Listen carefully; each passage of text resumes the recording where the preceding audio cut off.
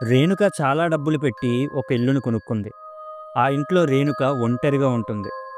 ఆ ఇంట్లో ఉన్నంతసేపు రేణుకకి చాలా ప్లెజెంట్‌గా ఉండేది. అయితే రేణుకకి రాత్రుళ్ళు దూరంగా ఏ ఇంట్లోనైనా ఎవరైనా ఏదైనా మాట్లాడితే అది రేణుకకి వినపడేది. రేణుకకి అసలు ఏమీ అర్థమయ్యేది కాదు. ఒంటరిగా ఉండటం వల్ల ఇలా తనకి వినపడుతున్నట్టు ఊహించుకుంటున్నానేమో అని అనుకునేది. కానీ ఆ మాటల్లో వాళ్ళు పిలుచుకునే పేర్లు రేణుకకి గుర్తున్నాయి. కొత్తగా వచ్చిన తనని పరిచయం చేసుకోవడానికి ఇరుగు పొరుగు ఇళ్ళవాళ్ళు వచ్చినప్పుడు అచ్చు తను విన్న పేర్లే వాళ్ళ పేర్లుగా చెప్పేవారు. దాంతో రేణుకకి వాళ్ళ వాయిసెస్ నిజంగానే తనకి వినపడుతున్నాయని అర్థమైంది. అయితే ఒకరోజు రాత్రి ఏదో భయంకరమైన గొంతు ఒక ఇంట్లో నివసించే వారిని చంపుతాను అని అన్నట్టు వింటుంది.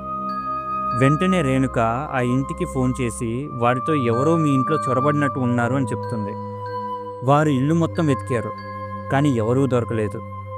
దాంతో ఆ ఇంట్లో వాళ్ళు రేణుక మాటలను పట్టించుకోలేదు. అయితే మరుసటి రోజు ఆ ఇంట్లో వాళ్ళందరూ చంపబడ్డారు. ఈ సంఘటన వల్ల రేణుక చాలా భయపడిపోయింది. పోలీసులు వచ్చి రేణుకని అడిగారు, మీరు నిన్న రాత్రి ఎవరో వారింటికి వెళ్ళినట్టు చూశారు కదా, ఆ వ్యక్తి ఎలా ఉన్నాడు అని అడిగారు. అసలు ఆ వ్యక్తి గొంతు మట్టికే రేణుక విన్నది. దాంతో ఆ వ్యక్తి చీకట్లో సరిగ్గా కనిపించలేదు అని చెప్పింది. ఈ సంఘటనతో ఆ ఏరియాలో పోలీసులు వారి దర్యాప్తు మరింత పెంచారు. మళ్ళీ రాత్రయింది. రేణుక గాఢ నిద్రలో ఉంది. సడన్గా ఆ గొంతు మళ్ళీ వినిపించింది. ఈసారి ఆ భయంకరమైన గొంతు కలిగిన వ్యక్తి ఇలా మాట్లాడుతున్నాడు, పోలీసులు నన్ను పట్టుకోవడం అసంభవం, అసలు ఎవ్వరికీ ఎప్పటికీ దొరకను, ఈరోజు ఇంటి వారిని చంపుతా అన్న మాటలు వినపడ్డాయి. వెంటనే రేణుక పోలీసులకు ఫోన్ చేసి ఆ వ్యక్తి పలానా ఇంట్లోకి చొరబడటం చూశాను అని చెప్తుంది. పోలీసులు వస్తారు. ఆ ఇంట్లో వెతికారు.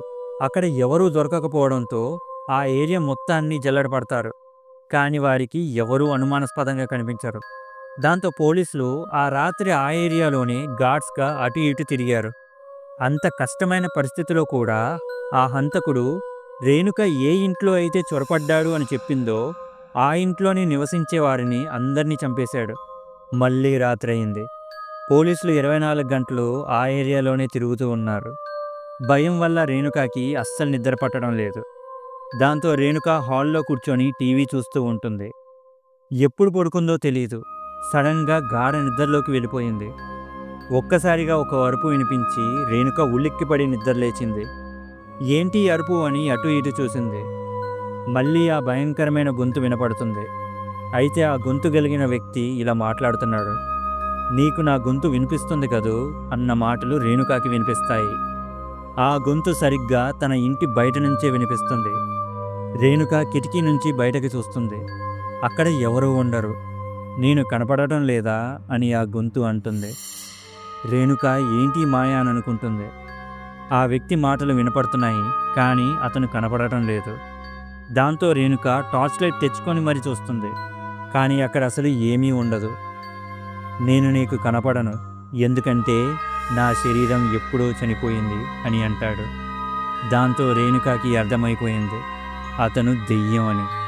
రేణుకకి భయం వేసి కిటికీని మూసేసి ఇంట్లో దాక్కుంటుంది. ఒక్కసారి నీ ఇంటి నుంచి బయటకి రా, నేను నిన్ను చంపుతా అని ఆ గొంతు మాట్లాడుతూ ఉంటుంది. రేణుకకి ఏం చేయాలో అర్థం కావటం లేదు. కానీ తనకి ఒక విషయం అర్థమైంది, ఆ దెయ్యం ఏదో కారణం వలన ఇంట్లోకి రాలేదు అని. దాంతో రేణుక ఇంట్లో నుంచి బయటికి వెళ్ళడం పూర్తిగా మానేసింది. రోజులు గడుస్తున్నాయి.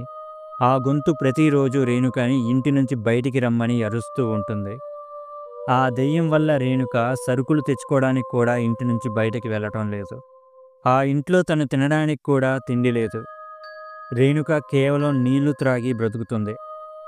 నీరసం వల్ల రేణుక సోఫాలో కూర్చొని టీవీ చూస్తూ స్పృహ కోల్పోతుంది.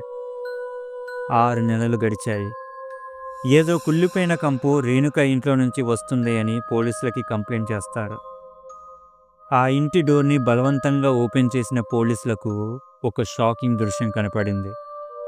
అదేంటంటే కుళ్ళిపోయిన రేణుక బాడీ సోఫాలో కూర్చొని ఉంటుంది.